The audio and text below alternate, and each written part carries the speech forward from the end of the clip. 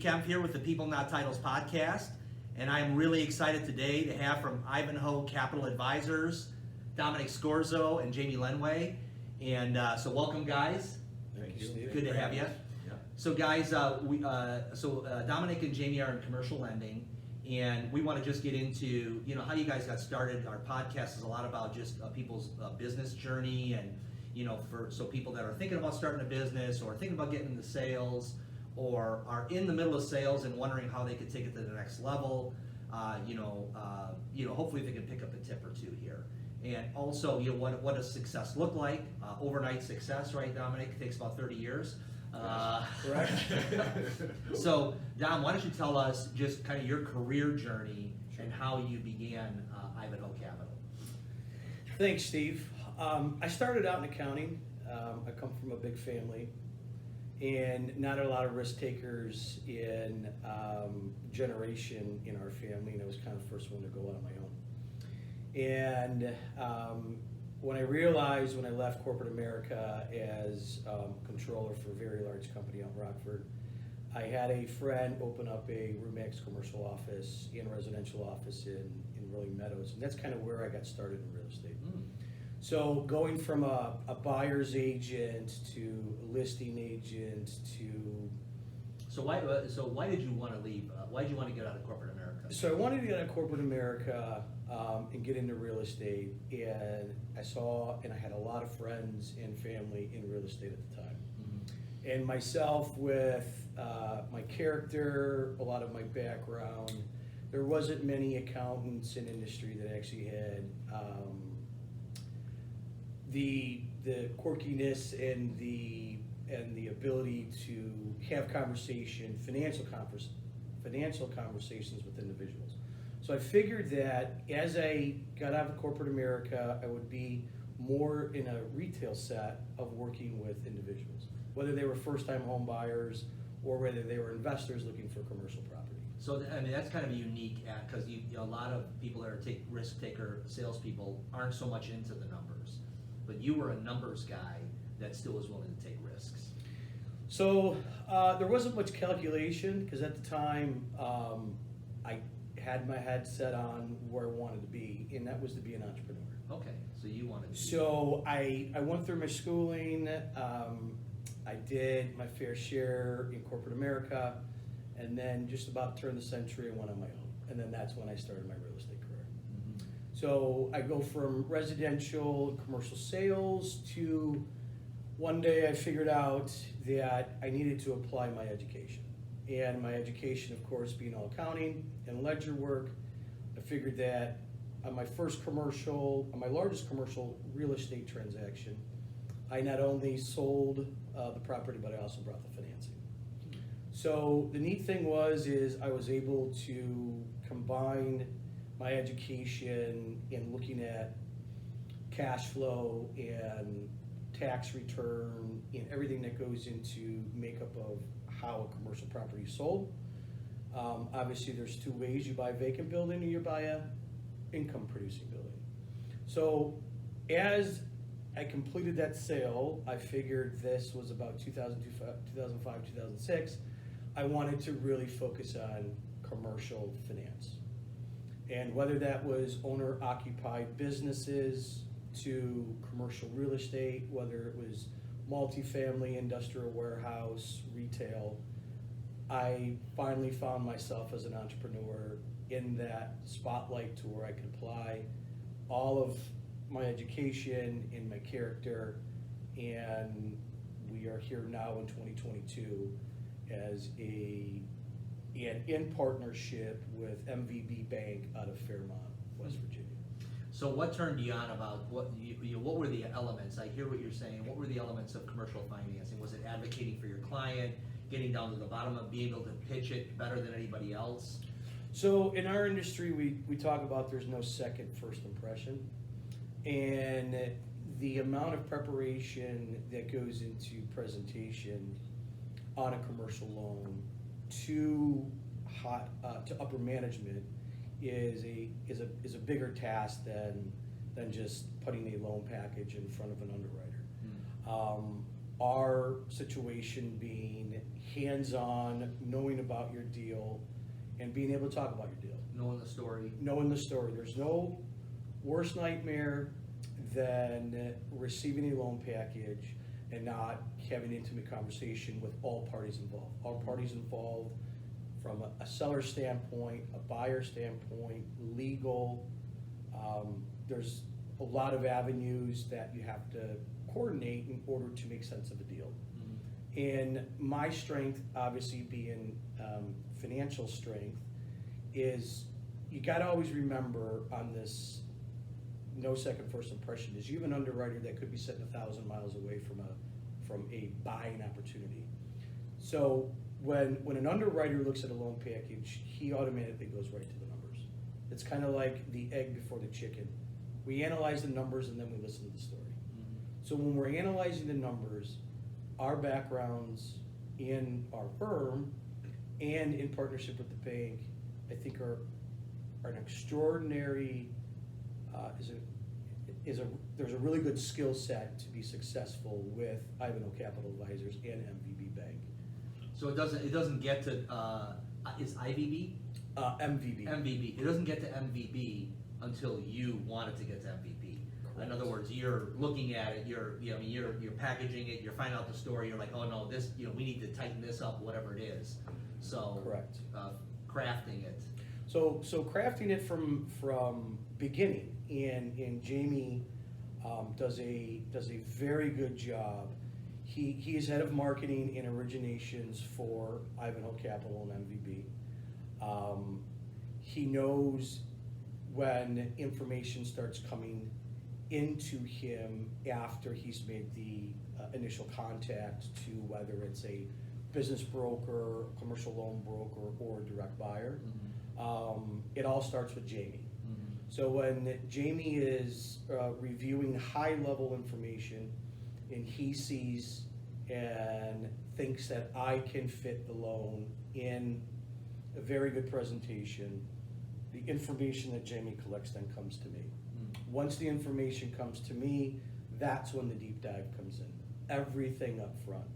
We always say to ourselves, the root of evil in commercial lending is time.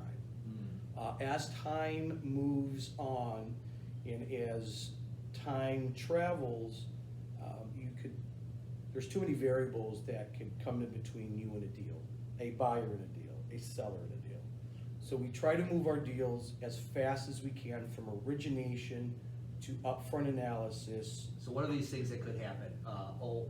Financial things can happen, property things can happen, other people coming in can happen, right? Yeah, so I'd say 80% of the time, when we talk about things that could happen, they happen in the numbers analysis. So whether or not a business is brought to market at a certain sales point, we try to educate the difference between a seller wanting a sales price and is that sales price financeable when it comes to analyzing the metrics on a tax return. We are tax return driven. Financial statements are great. Audited financial statements are great, but at the end of the day, there's nothing better than reviewing a tax return that's been filed with the government. With you, yeah. Exactly. I get exactly. it. Yep. So outside of numbers, and business can change. And so business can change. That's a deal, right? So and we all know what happened in element. COVID. Yeah. Do we see these anomalies year after year? No, we all know that crisis comes in normally 10-year spans. So we know what happened in the 90s. We know what happened in 2008. We now are coming out, we hope, of the 2020 pandemic. Yeah. So there's a lot of influences along the way, and we try and educate on how those instances affect the marketability and the saleability and the financeability. Yeah, especially now time, right? They shut things down, this and that, crap can happen, whatever. And so that's great. Time is the root of evil in commercial lending. It is. Well, I want to toggle just real quick to Jamie. So Jamie, you're kind of a serial entrepreneur, right? Yes. So why don't we talk a little bit about that, just Sure. you know, what you started to do and then how you and Dom met, Sure. and then what's happening now. Yeah. So I started, I never graduated. I went to college for 2 years. Okay. Had a little bit of accounting background, some business law. All right. Got a certificate. You just got done quicker than most. I just got, yeah, I just said it's not what I want to do. Yeah. So I started really a maintenance company, Okay. built that. How'd you build it though? What'd you do? Just start hustling up, knocking Just on started doors? hustling, knocking on doors, did a lot of after construction cleanup for a lot of different scenarios. Got the, now it's FedEx, but it was Kinko's at the time. I Okay. got all 80 stores, did all their facility management. I was only like 22 years old when I got that contract, so that was Nice. kind of cool. Yeah. Not many 22-year-olds get that. No. And then, They were still at graduation. yeah. So my parents were okay with Nothing, me leaving. nothing, Yeah. no shame on college. Yeah. So all good. Yeah, and then did that for a while. Did more construction. Then when FedEx bought them out, I kind of left. I kind of was out. So I did construction for a long time, and then I went into manufacturing. Built my father-in-law at the time his business in manufacturing. So I had a little bit. I had to learn on the. That on was the a fly. was it motorcycle wheels? Yeah, they manufacture motorcycle wheels. They're still in business. Okay. I say my father-in-law is no longer here with us, so that's why. But he, me and him pretty much took it from it was failing, taking it to, you know, Back on the road, so to speak. in the black, Yeah. so to speak. Yeah, and so that's what I did. Figured that out, and after I did that, I figured I could do just about anything. Okay, And great just- experiences. Yeah, right? just what it is. I mean, Yeah. it was crazy. So, so I'm just not scared to do a whole lot. I'm not scared to do new things. Were you scared when you were 22? Yeah, you're always scared. Yeah, Yeah. yeah. But it lessens over time. And so Right. after doing it 20 years, I can walk in anywhere and pretty much kind of Work it. adapt. Yeah. You know, Yeah. and that's what I do. And, you know, 9 years ago, I just said I want to be in commercial lending. Mhm. I don't know, it was just a hunch. So I Okay. just threw all my eggs in that basket. I met Dom at the time, and, So were you a broker separate from Dom at Correct. the time? correct. Okay. But I brought deals to Dom and Dan over at Ivanhoe, and Yep. we just hit it off, and a couple of years down the road, we decided we were just gonna join forces. Like Dom said, we got connected with MVB, Mhm. and it's changed everything, you know?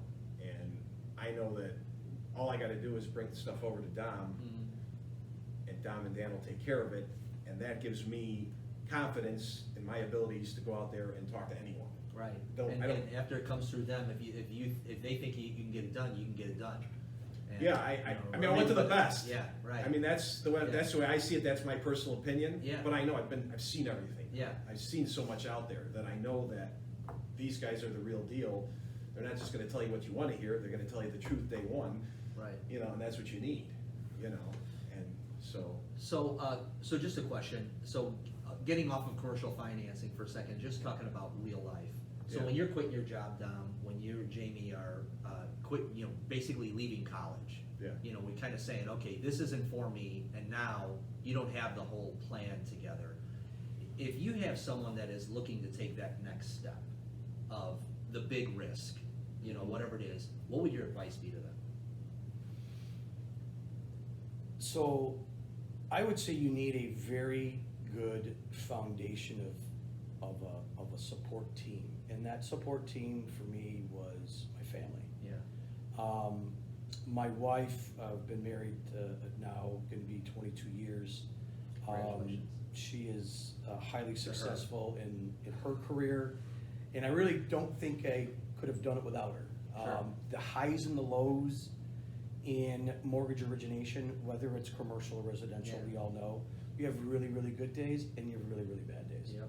So You feel like you're on top of the world, like you're jamming it. And that could like, be hour to hour. Yeah. it's so strange. It could be minute to minute. Yeah. So I chose to keep knowing that, you know, we all spend thousands of dollars on education, to just keep applying what I learned, and with my support team, along with my parents and my in-laws, I think that is probably 90% of my success. So like when you were making the big step, did you like get sponsorship? Hey, listen, I'm looking to do this. What do you think? Yep, okay, blah, blah, blah. And it's kind of, you So could do not it at type of all. I think I started with $10,000. Okay. My wife had an income at the time. thing? Yep, And as we were growing and as I was reaching out and networking myself, in about 2006, I came across a gentleman by the name of Dan Alms.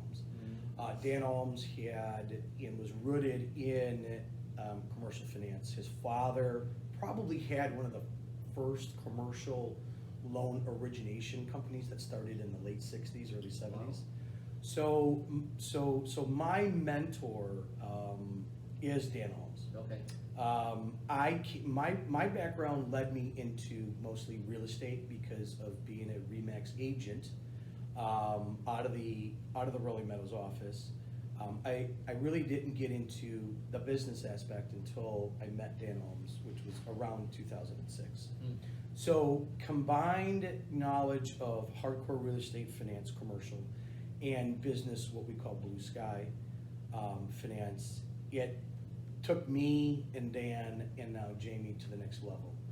The end goal for any mortgage originator is to be approached by a bank for its loan production.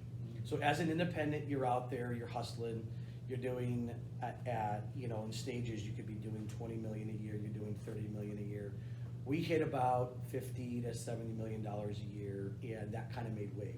In commercial finance, there are banks that look to buy loan production from independents like Ivanhoe. They analyze the team for character. So when a very good friend of mine had approached us on how we would want to work together, the best route for us was partnership with MVB Bank. That's great. Our president of our small loan division, John Tonges, didn't have to bat an eye at what our capabilities were because for many years we were just loan brokering deals to wherever John was. yeah, So we always followed the loan officer or an underwriter. We really didn't. It wasn't really in our mind of where they were, at what bank they were. It, I think, was built on trust and due diligence and the way that we could present a deal on paper and have, all aspects of the deal covered for approval. that's great, that's cool. Jamie, how about you, taking a jump? Was it, what would you tell someone? It's hard for me because I'm a natural at it. Okay, What I mean by that is it's in my blood. Yeah. Like, I can't do anything else. yeah, I don't see myself working for anyone, or Right. it's not in my makeup. yeah. So it's hard for me to explain that to someone. You just who- took the step and it didn't seem that scary to you. It's when you not, did it. it wasn't scary, no, it's not And at why? all. I mean, it was something about it, the way you were raised? You think it was just in your DNA? Yeah, I think you're young and dumb at the time Yeah. too, so you don't know any better. Right, you're building some confidence, and pretty Yeah. soon you feel invincible. So if somebody's younger and they feel Yeah. like they're taking a step, do it then. Yeah, Don't do it later on because you think too much. yeah. You I know? like that. Don't overthink it. Yeah, so if you're younger, if you're older, yeah, you might have to think it a little bit more. But Mhm. when you're younger, I just never really thought about, yeah, you're scared, Yeah. but, So where does the business come from now for you guys? Let's talk about where we're at, and let's talk about, why people pick you. I think you've covered a lot of that, why people pick you, just integrity, creativity. It sounds to me like just, financial acumen, knowing how to put together a deal, those kind of things. But where's business coming from now? Is it almost all referral? Are you still out there hustling up relationships? I'll let So- Jimmy answer this. I make a lot of phone calls. Okay, So I make a lot of phone calls, I stay consistent at it every day. so you have a discipline, you have a daily, I have a daily discipline, I have a notebook that I write every day, what my things to do, Mhm. that's very important, so I have what I wanna accomplish that day, yep, okay, and I have it written, and when I get done with it, I scratch it out, love it, on to the next one. yep, And, phone calls are a big part of that, whether they're new people, Yeah. follow-up calls, Yeah. whatever, I try to keep a schedule together. I have a secretary that helps me with, hey, did you call this person? Did you call that every once in a while that's what I want her to do. I want her to bother me all the time about, so I don't, things don't Activity to follow. fall, things don't fall through. But that's what you have to stay consistent, and it's not gonna come over time. It's Mm-hmm. gonna, it's gonna happen maybe 3 months, maybe 6 months, maybe 2 years. Mm-hmm. It all depends, Yeah, you don't know when it's gonna pop, so you gotta keep putting the pressure on, right? Yeah, if I thought of the book right now, I'd be able to tell you, but I go off of a book that I read, and I'll get the name of it. Okay. As you guys are talking, I'll think of Yeah, it. yeah. But that's the one About prospecting? just about working something now, and then you might not see the fruits of that labor for Okay. another 6, 9 That's great. months, I'd love to know whatever. the title of that book. Yeah, That's great. and I read that a lot. Okay. It's, I can't think of the title right now. But Great. I didn't think it would come up. Awesome. So you guys picked MVB. So let's talk a little bit about them. And just what is the value? What value does that bring to your firm? How does it make you? How is it a difference maker for you and what you can, do for your clients and just people operating with Ivanhoe? It kind of gives a sense of security. Okay. We work very hard and diligent. I mean, it's a big endorsement for your guys' It's a group. really, I mean, it's a huge. really big endorsement. Yeah, it's like a credibility thing when you go, okay, I'm partnering with them. That's huge. But is there tangible things that me as a borrower or investor would look at and go, wow, okay, this is really cool? So that's a great question. Through our lives as originators and working with buyers and working with other referral sources, the only thing we have is our word and our trust. And that word and trust could be extinguished in one deal. Prior to our engagement with MVB Bank, we had a stable of probably 20 different commercial lenders, and each of those commercial lenders did something different. And as we figure out in the lifespan of a commercial loan originator, our end goal is to be recognized by a financial institution, recognized for loan production, recognized for character, and recognized for trust. I keep hammering on character and trust because that's really all we have in commercial loan originations. It's about relationship in that case, right? As opposed to transactional, do a deal, send it here, Listen, send first it there. dates are extremely hard when it comes to individuals not meeting, you're virtually meeting, you're talking to people over the phone. I would love to be able to sit in front and shake hands with every referral source we have. We have been blessed with a budget to now kind of go out there and do that.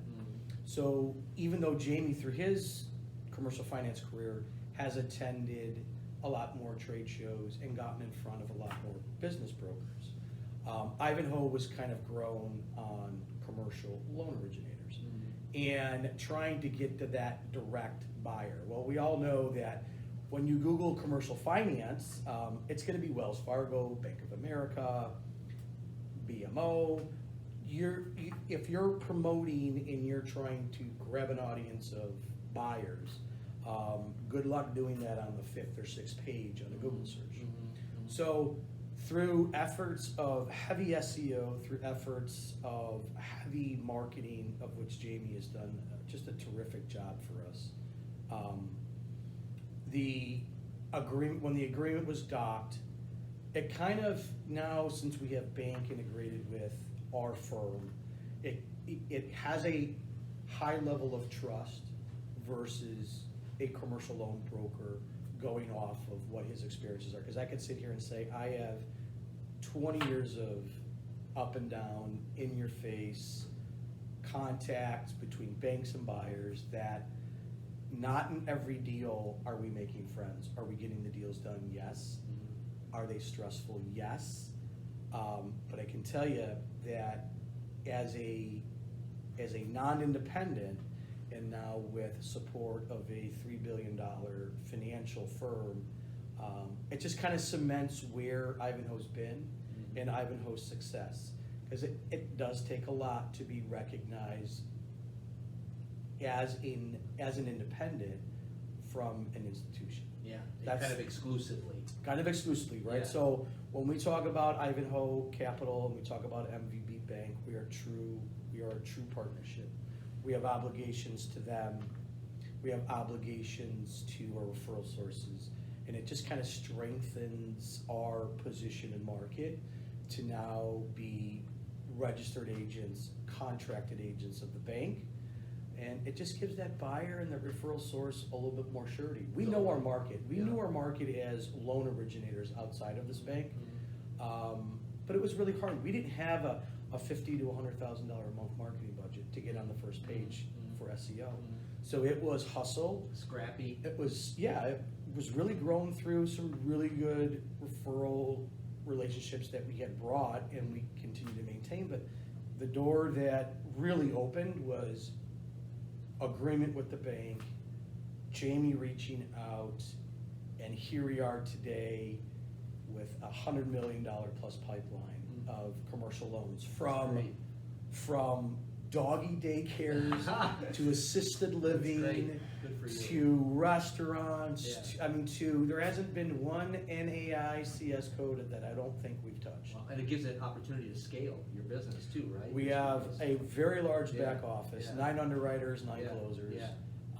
So yeah, as opposed to one person, the same person is running, getting lunch, is looking at the deal, is looking at, Yeah. how to fix the air conditioning, how to, whatever. Correct. You got real people in the back office. Correct. That's great. It's Yes. tremendous. And it gives confidence to sales, right? Because now I bring a fish in, we can carve it up and eat it, as opposed to what do we do with this thing, throw it back. Right. So that's huge. Right. Good for you guys. So, okay, you guys do leasing, right? Correct. Okay, you guys do is it primarily real estate secured, or are you guys doing all kinds of business financing separate from that? The loan product range at our bank is probably 10 products. Okay. Right? Myself and Jamie have background, because we were loan originators, we needed to learn about every commercial loan product. There's probably about 36 commercial loan products that we have probably a very good handle on. So there's not much out there that you haven't seen, or maybe there's nothing out there that you just haven't seen. You might not be able to do every single thing. Correct. But you've seen a lot. In terms of debt financing, Yeah. yes, we have seen pretty much Yeah. most of the debt instruments we have transacted or we're transacting. When it comes to private equity and it comes to other facets of commercial finance,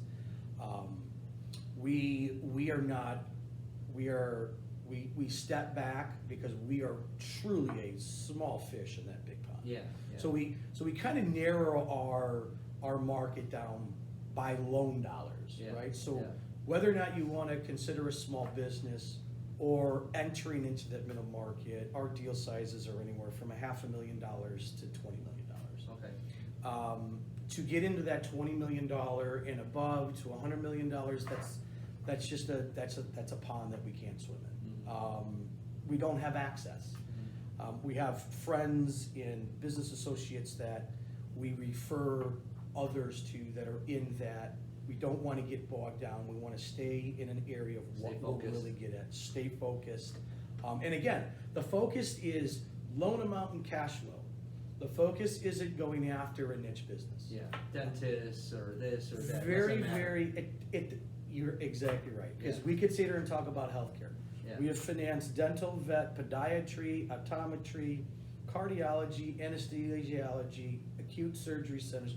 The amount of healthcare that we have been exposed to the amount of just normal regular business, Yeah. to distribution, to manufacturing. I don't think there's really Multi-unit much. residential, right? Multi-unit residential. Multi-unit Yeah. residential, whether Yeah. it's 1 to 4, Yeah. whether it's 5+. Retail. Yeah. Retail. There hasn't been much that we Industrial. haven't touched. That's awesome. Jamie, why don't you tell us just a couple of the deals that just recently, what's in the pipe, just Sure. give people a picture of what are the deals we're doing. Well, one that we're more than likely closing on soon is a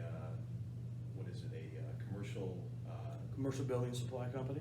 commercial building supply company in Florida. Mhm. And what they do is they spray the buildings, salt-proof them, basically is what they do. Okay. And we're talking buildings, we're talking about 30-story, 40-story Yeah, like you a know, building we're sitting in right yeah, now. like on in Miami Beach, Yeah. right? And that's what Okay. they do. So they spray the buildings with a coating, and that's their, you know. And you finance what, their location, their business, leasing? They're equipment? actually selling their company, and another Okay. company is acquiring them. Wow. So, you know, it's not a huge, Yeah, large company. You know, it's probably about what, 8-9 million, roughly somewhere in that ballpark.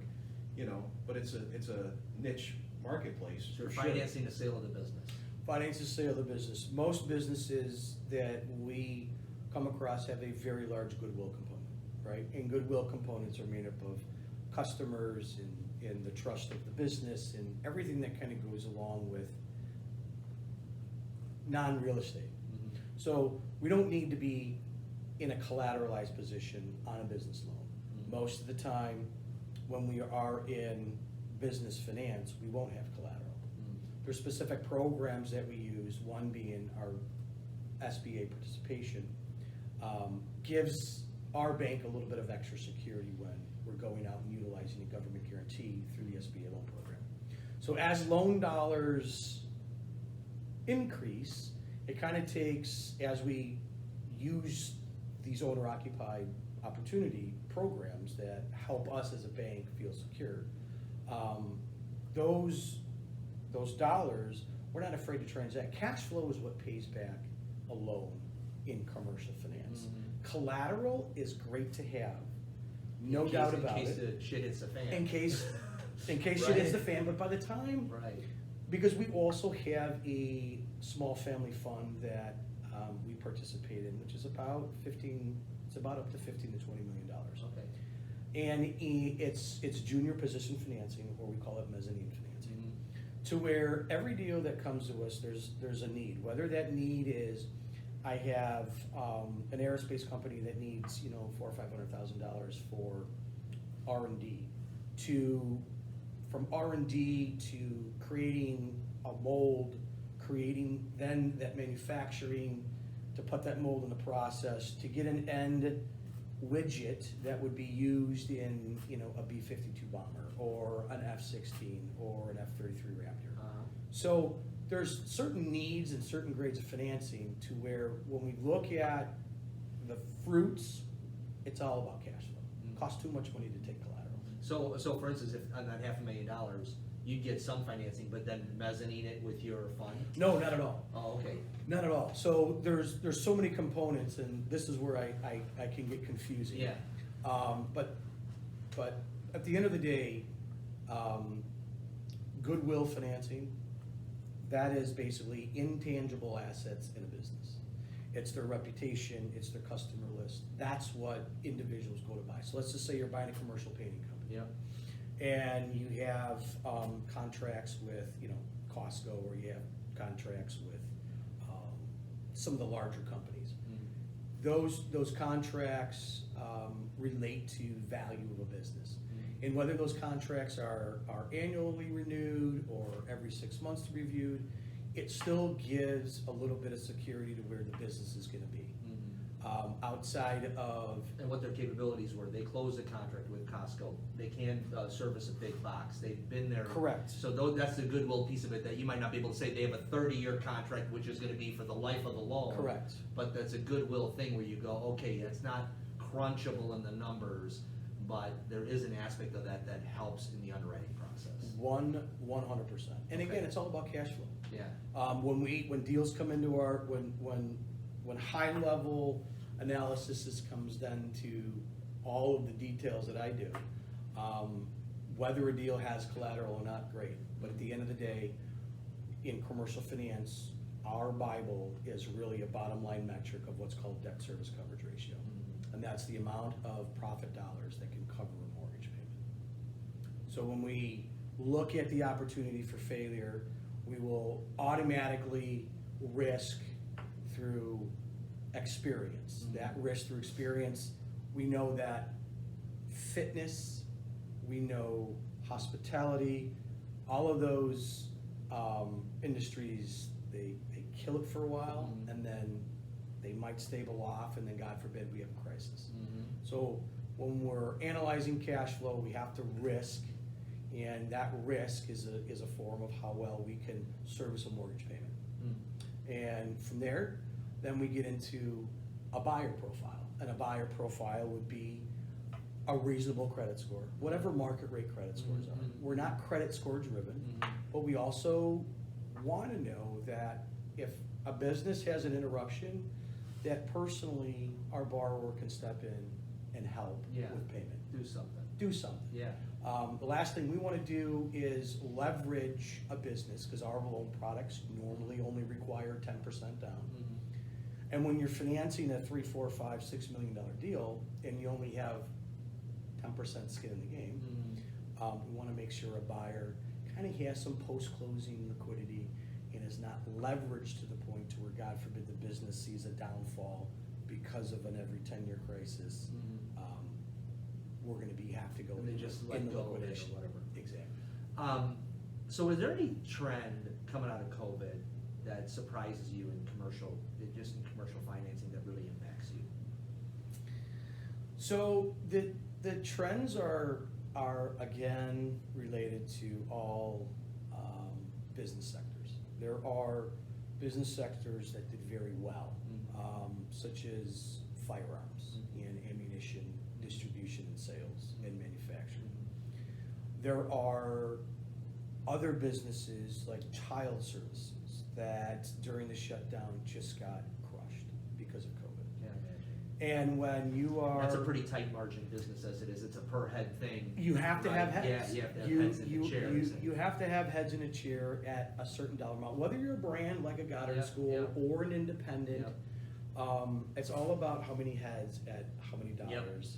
Whether it's And you miss a state year of heads, reimbursements. it could set you know. Really, PPP was a great thing. Yeah, We were very yeah. involved with Yeah, PPP 1 yeah. and PPP 2. But again, most of our loans that were on our books that had the volatility of the COVID effect on the downward side of it, they managed. Yeah. And that was probably a little bit more prudent upfront underwriting on Yeah. how well a borrower has and what their creditability is to sustain and make it through, along with some ancillary funding from, the COVID relief plan. Yes. So there are, which is interesting, other companies that just kind of cruised right along, that didn't have the huge increase or the huge decrease in revenues. Trucking, some did very well. Yeah. Some didn't do very well, but you would think that during that time, because there were so many delivered packages showing up to everybody's house, why would a trucking company? Depends on what you were delivering. Depends on what you were Right. doing. Right. So all of a sudden, you could have a trucking company doing $20, $30 million a year, and all of a sudden, because it was a reflect of, those companies couldn't find workers. Yeah. Right? They couldn't find workers, so they couldn't deliver packages. Yeah. So whether we're delivering pallets of material or they were Slot machines. slot machines, every business that was associated logistically. That was one that didn't do too well, by the way, during COVID. Really? When you were delivering slot machines to casinos, Yeah, yeah. you're probably not doing too good there. Right. Yeah. There you go. Exactly. Right. That's Almost it. there. Yeah, Exactly. yeah. So that's what I said. Depends on Yeah. what you were delivering. Yeah. Yeah. Exactly.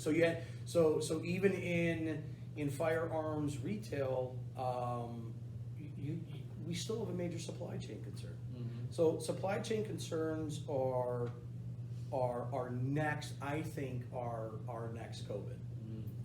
And why I say that is, I certainly see it, and we all have our means of seeing ships still sitting at Yeah. multiple ports, trying to get goods in the United States. So on deals to where in certain businesses like in manufacturing, when you're reliant on components that make up an end product that are sitting on the ocean, and now your lead time went from 8 weeks, your lead time goes to 8 months. So we're there to Cash help. flow, revenue. Exactly. blah, So blah, blah. so you have to be smart as a banker and make sure that you're filling those voids with extra working capital. Yeah. Because the last thing you want to do is starve a deal Right. in this time Right. of excess capital, because you don't know when you're gonna be able to get a coating. You don't know when you're gonna be able to get this component that goes into an end product. And then you have to find drivers that pick up that You got- finished you got good, fuel that bring costs. it to a distribution center. Yeah. Now you got fuel costs. Yeah. So it's a continual chase, and you have to be. You can't be as conservative as a bank wants to be. Yeah. You have to take risks. Banks make loans. Right. We have to make loans in order to make money. Yeah, and I love what, I think it was on your profile, Jamie, that you found when you were working for a bank or maybe a brokerage, that like most of the people they wanted to borrow to didn't need the money, you know what I mean? And so what good is that, you know? So of course, there's an element of need. I don't have enough, I need to borrow it. And whether it be for growth, or whether it be to sustain or whatever, and there's a balance, right, between taking that risk with them, and you're partnering in essence with that business now, right? 100%. Yeah. They are as much our partner as we are Yeah. their partner, and I think that's been lost. Yeah. Because again, That has been lost. banks want to lend to people that don't need the money. Yeah. And we're a small $3 billion bank that sits out of West Virginia, and we have overcome some of our competition. Mhm. But we want to make sure, as long as somebody's providing us the information to make the credit decision on whether or not how much working capital they need, whether it's $200,000 or $1 million, we want to give everybody the chance to explain to us why they need 60, 90, 120 days worth of money. Do you guys lend nationally? We do. Okay, so there's not a state in the union that you guys can't. We are in Alaska right now. Yeah. Okay, Believe it or not. fantastic. Yeah, we're doing an oil and gas deal in Alaska right No now. kidding. So, Okay, Yeah, that's exciting. yeah, All right, so just in wrapping up, so what's the future here for Ivanhoe Capital? When we look 2-3 years down the road, what's the hope? Is it just sustain what you have, keep a building, grow? What's the plan? So, again, I want to talk about Jamie's skill set, Yeah. professionalism. He's got a big ability. appetite for growth. He's got a huge appetite. He's just As not gonna long sit as- around and not make As nothing long happen. as this guy shaking all the time. Yeah. stays with me. Yeah, he's looking It's over not his shoulder close. to wonder he could borrow money to. I tell you, we have a great team. Yeah. We have a team set up to where our growth potential, with the backing of the capital that our bank has and our knowledge and our skill set, when we continue to look at our partnership with MVB Bank, there's really nothing outside of competition that will take growth away from us. And we fully understand that we cannot do every deal that comes across our desk. And that's our motto, we give a fast no versus a long yes. We try to, but I get mixed up, and when I see a deal, Fast no. I can convert maybe that deal and structure it a little differently than it first came into me. Yeah. And I'll be the first to tell anyone these days, because we don't want to put ourselves in a corner, to where if everybody's on the same page, we will try our best. That sometimes turns into a longer time frame. Yeah. But I am very specific up front on if a buyer or a business referral source wants to go down that line and try it and try to get the deal done, or if I see it's not gonna work, I am gonna tell you no. Yeah. And I think a lot of our referral sources can appreciate when, number one, we can't pre-qualify a deal. When number two, there's something that comes back on a background check that we can't get over, Yeah. right? So there are unknowns, but we're certainly gonna give every deal its chance to keep growing. And in the cycle of, especially government guaranteed lending, is to really grow that loan portfolio. Okay. And when that loan portfolio gets up to a certain size, it's kind of like you sell it and you start all over. Okay. And you do the same thing. And that's SBA? Is that? That's SBA. Okay. That's great. SBA, right. Yeah. Yep. And so Jamie, anything to add to that?